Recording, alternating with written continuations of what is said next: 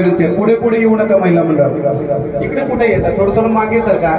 सगळ्यांनी असा स्पेस ठेवणाऱ्याला सुद्धा आपल्यामध्ये सहभागी करून घ्या आणि सर्वांनी पावलाचा ठेका धरायचा. पुढे ऐका, पावलाचा ठेका धरता धरता जाग्यावर कोणी थांबायचं नाही. आता जिथे तुम्ही दिसला आहेत तिथे मला तुम्ही दिसायचं नाही.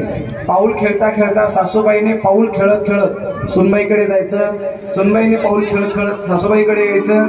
जी जाऊ एकमेकीला बोलत नाही तिच्याकडे जायचं. जो धाकटा भाऊ थोरल्या भावाला बोलत नसेल तर त्याने त्याच्याकडे जायचं. ग्रामपंचायतला जे एकमेकाच्या विरोधात निवडणुकीला उभे होते त्यांनी त्यांच्याकडे जायचं. काँग्रेसवाल्याने भाजपकडे जायचं, भाजपवाल्याने काँग्रेसकडे जायचं. हे सगळं राजकारण, सगळे जातीचे सगळे सगळे सगळे भांडणं आज विसरायचे आणि कृष्ण कन्हैयाच्या सानिध्यामध्ये